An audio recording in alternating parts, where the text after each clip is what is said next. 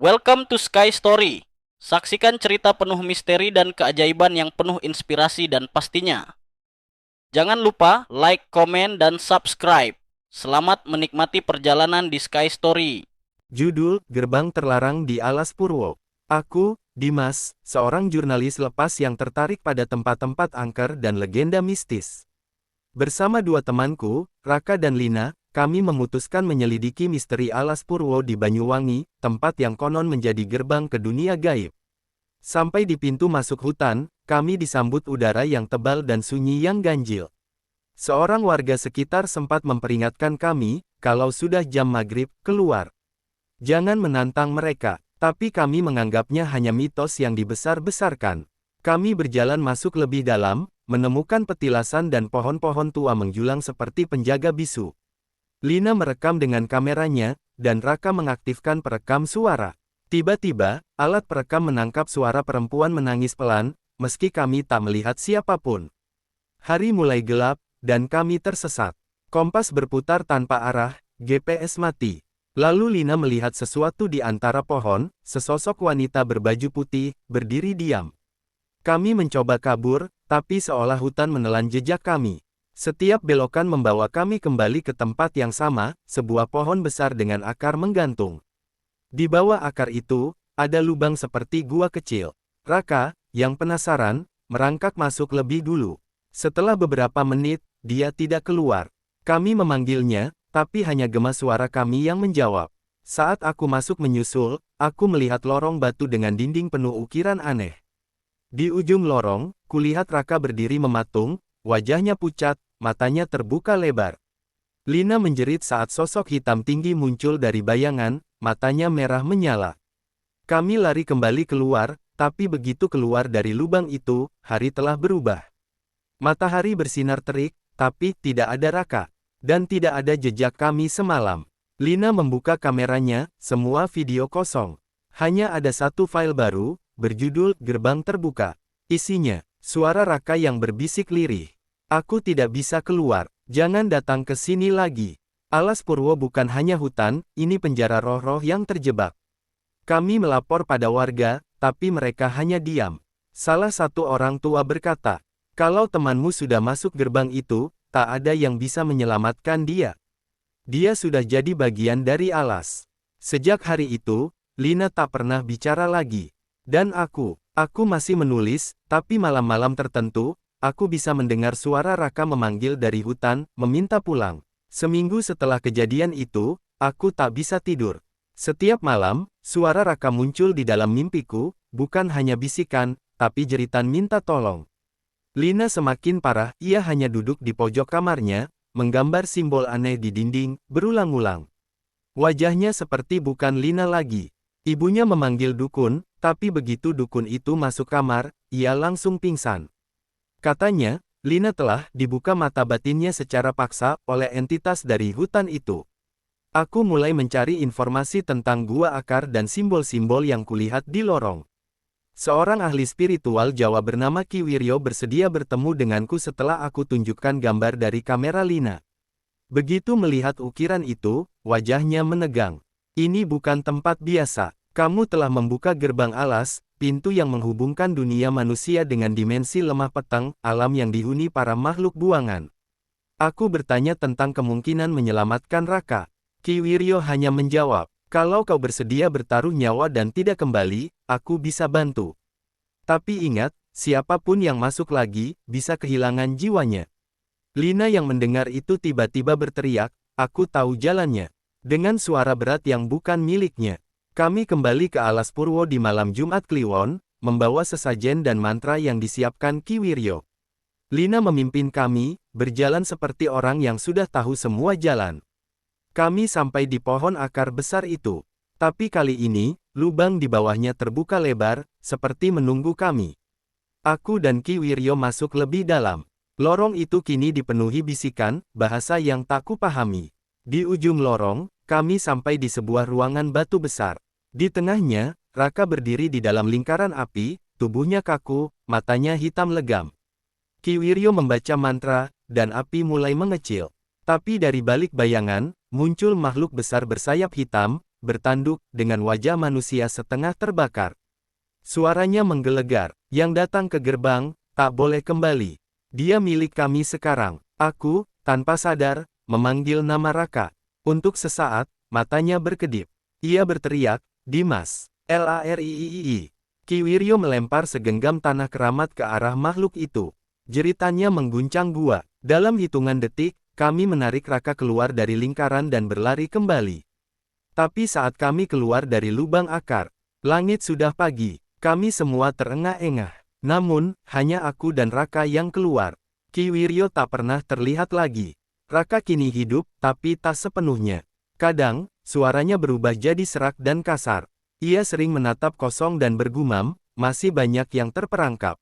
Mereka ingin keluar. Lina, ia hilang 2 malam setelah kami kembali. Di dinding kamarnya hanya tertulis satu kalimat. Gerbang itu belum tertutup. Dan aku masih menulis cerita ini, memperingatkan siapa saja yang ingin berpetualang di Alas Purwo. Percayalah, ada tempat yang bukan sekadar hutan. Di dalamnya, ada dunia yang menanti jiwa-jiwa yang tersesat. Dan jika kamu dengar namamu dipanggil di malam sunyi, jangan jawab.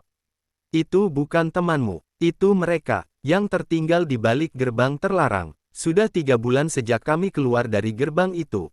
Raka tinggal bersamaku sekarang. Ia tidak bisa sendirian, tiap malam ia terbangun sambil berteriak, tubuhnya gemetar, kadang tubuhnya kaku seperti kerasukan.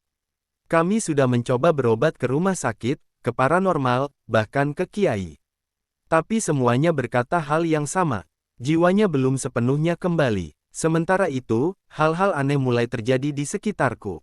Barang-barang berpindah tempat, cermin di rumah sering retak tanpa sebab. Suara langkah terdengar di lorong saat malam. Tapi yang paling membuatku merinding, bayangan. Aku mulai melihat bayangan hitam di sudut mataku, tinggi, kurus, seolah sedang mengintai. Kadang saat aku menoleh, ia menghilang. Tapi aku tahu itu makhluk yang sama yang menjaga lorong batu. Ia tak menerima kepergian Raka. Suatu malam, aku terbangun dan menemukan Raka berdiri di depan pintu kamarku. Matanya hitam, mulutnya bergerak tapi tak bersuara. Di tangannya, tergenggam sisa tanah dari Alas Purwo. Tiba-tiba ia berkata dengan suara 2 lapis. Satu keluar, satu harus kembali. Dalam keputusasaan, aku mencari kembali jejak Ki Wiryo. Lewat seorang mantan muridnya, aku diberitahu bahwa jika gerbang tak ditutup, siapapun yang selamat akan terus dihantui, hingga salah satu kembali menjadi tumbal.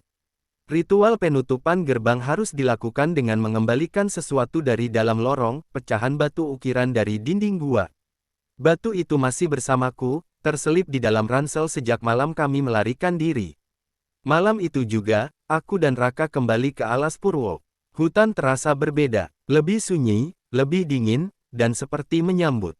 Saat kami tiba di pohon akar, lubangnya sudah tertutup tanah.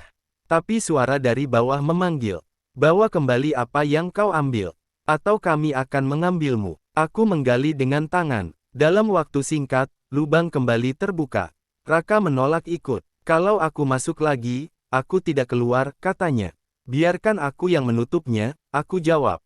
Aku turun sendiri. Lorong itu masih sama, tapi kali ini, tidak ada suara. Hanya keheningan yang menusuk. Aku letakkan batu itu ke tempatnya, di dinding ukiran. Saat batu menyatu kembali, tanah bergetar, angin kencang berputar dalam lorong. Dan dari bayangan itu, makhluk bersayap muncul sekali lagi. Tapi kali ini, ia tak menyerang. Ia hanya berkata, kau telah menutup gerbang, tapi tidak semua bisa kembali. Aku terbangun di tepi Alas Purwo. Sendirian, hari sudah siang, Raka tidak ada. Aku menunggu berjam-jam, tapi ia tidak pernah muncul. Aku pulang dengan tubuh lelah dan hati hancur. Tapi sejak saat itu, semuanya berhenti. Tidak ada bayangan, tidak ada suara. Rumah terasa tenang, seolah semuanya telah selesai. Sampai malam ini, saat aku menulis ini, ada ketukan di jendela. Perlahan aku melirik. Ada seorang lelaki berdiri di luar, tubuhnya kotor dan matanya kosong. Itu Raka, tapi dia sudah dikubur seminggu yang lalu. Aku menatap lelaki di luar jendela itu. Tubuhku membeku. Itu memang Raka. Tapi wajahnya pucat seperti mayat, dan matanya kosong, tanpa kehidupan. Ia tidak bergerak, hanya berdiri, menatapku dari balik kaca. Aku berlari ke pintu depan dan menguncinya, menyalakan semua lampu. Detik berikutnya, ketukan terdengar di jendela kamar belakang. Aku tahu rumahku dikunci rapat. Tapi suara ketukan berpindah-pindah, pintu depan, jendela dapur, lalu suara langkah dari atap. Seolah ia mencoba masuk dari manapun. Lalu aku dengar suaranya. Dimas, kenapa kau tinggalkan aku? Aku belum pulang. Aku tak tahan lagi. Dengan tangan gemetar, aku buka pintu depan. Kosong. Tapi di ambang pintu, tergeletak sesuatu, tanah hitam dari alas Purwo, dan sehelai kain yang dulu dipakai Raka malam terakhir kami ke hutan.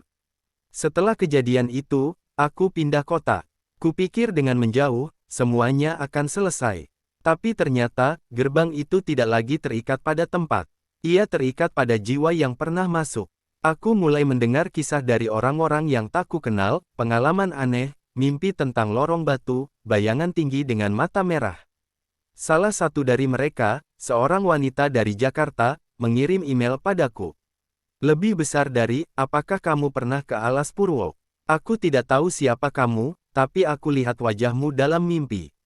Di sana, kamu berdiri di depan gua akar dan bilang, jangan masuk. Tapi aku tetap masuk. Sekarang, suara-suara itu tidak mau diam. Aku tidak membalas. Aku sudah tahu apa yang terjadi. Gerbang itu sudah menyebar. Satu malam, aku bermimpi. Aku berjalan di hutan. Di kejauhan, kulihat banyak orang berdiri, mereka yang pernah masuk, mereka yang tertinggal, dan Raka. Tapi kini ia tak lagi meminta tolong. Ia tersenyum, dan di belakangnya terbuka lorong batu yang jauh lebih besar dari sebelumnya. Sudah waktunya, Dimas. Banyak jiwa yang menunggu kamu membuka gerbang terakhir. Jika kamu membaca ini, jangan cari aku. Jangan pernah datang ke Alas Purwo. Jangan pernah mencoba membuka apa yang sudah ditutup. Karena begitu kamu tahu tentang gerbang ini, mereka juga akan tahu tentang kamu.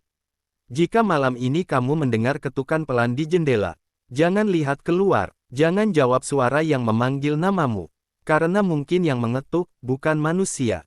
Dan jika kamu tetap melihat, jangan terkejut kalau yang kamu lihat, adalah dirimu sendiri. 3 hari setelah catatan terakhir kutulis, aku sadar sesuatu yang aneh, aku tak bisa bermimpi.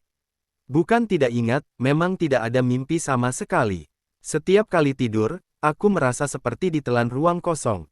Dan saat bangun, aku mendapati tanah hitam di bawah kuku-kukuku, dan bau lembab hutan di bantal. Pada malam keempat, aku kembali bermimpi, tapi kali ini, aku sadar aku tidak sendiri di dalamnya. Di sekelilingku adalah ratusan orang, semua wajah mereka kosong, tubuh mereka kaku seperti wayang rusak. Dan mereka semua menghadap ke satu titik, sebuah gerbang besar dari batu hitam. Gerbang itu terbuka. Dari dalamnya, kabut merayap, dan keluar sosok mengenakan jubah panjang dengan wajah terlilit kain putih berdarah. Ia menunjuk ke arahku dan berbicara tanpa suara. Lebih besar dari, kau membuka pintu. Sekarang kau harus jadi penjaga. Aku terbangun, tapi tidak di tempat tidurku. Aku berada di dekat pohon akar, di Alas Purwo. Aku berjalan tanpa tahu kemana. Tak ada sinyal, tak ada cahaya. Tapi aku merasa diikuti. Sampai akhirnya aku melihat seorang anak kecil duduk sendirian, menangis di antara akar. Ia menatapku dan berkata, lebih besar dari, kamu yang bawa mereka semua masuk. Sekarang kamu harus jaga agar mereka nggak keluar. Lalu ia menghilang. Dari balik pohon-pohon, muncul siluet manusia, satu persatu. Mereka yang pernah masuk lorong batu, mereka yang tidak pernah keluar. Mereka, yang tertinggal karena aku. Aku berlari, tapi hutan seperti melingkar-lingkar, membuatku kembali ke tempat yang sama.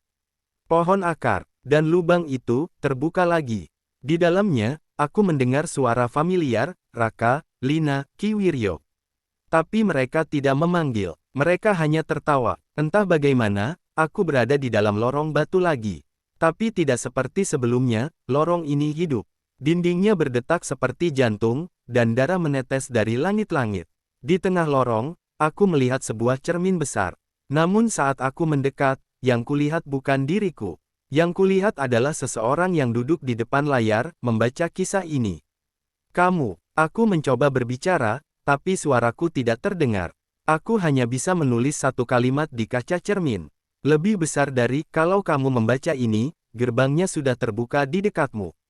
Dan sekarang aku tahu, Aku tidak lagi keluar, tapi kamu baru saja masuk. Malam ini sunyi, tapi bukan sunyi yang biasa, ini sunyi yang menekan dada, membuat udara seolah lebih berat. Kau sedang membaca ini karena rasa penasaran, atau karena kamu, seperti aku dulu, tidak percaya. Tapi percaya atau tidak, gerbang itu bekerja lewat cerita. Setiap kali seseorang membaca kisah tentangnya, gerbangnya terbuka sedikit lagi. Bukan di alas Purwo, tidak selalu. Kini, ia muncul dimanapun ada jiwa yang siap dimasuki. Dan sekarang, setelah kamu membaca semua ini, kamu mungkin akan mengalami hal-hal kecil lebih dulu. Mimpi tentang lorong gelap dan pohon-pohon tinggi. Suara langkah di rumahmu padahal kamu sendirian. Bayangan tinggi berdiri di ujung penglihatanmu. Itu bukan ilusi, itu mereka. Mereka yang tertinggal, mereka yang dibawa oleh gerbang, dan ingin keluar. Malam ini, kalau kamu tidur dan mendengar namamu dipanggil dalam mimpi, jangan jawab. Kalau kamu melihat lubang kecil di bawah pohon, jangan dekati, karena sekali kamu melangkah, kamu takkan bisa kembali utuh. Dan bila esok kamu bangun dengan tanah hitam di kakimu, maka sudah terlambat. Gerbangnya telah memilihmu, dan aku hanyalah penjaga cerita ini sekarang. Menunggu jiwa baru yang akan membuka kisah berikutnya. Selamat datang di sisi lain dari gerbang. Tamat.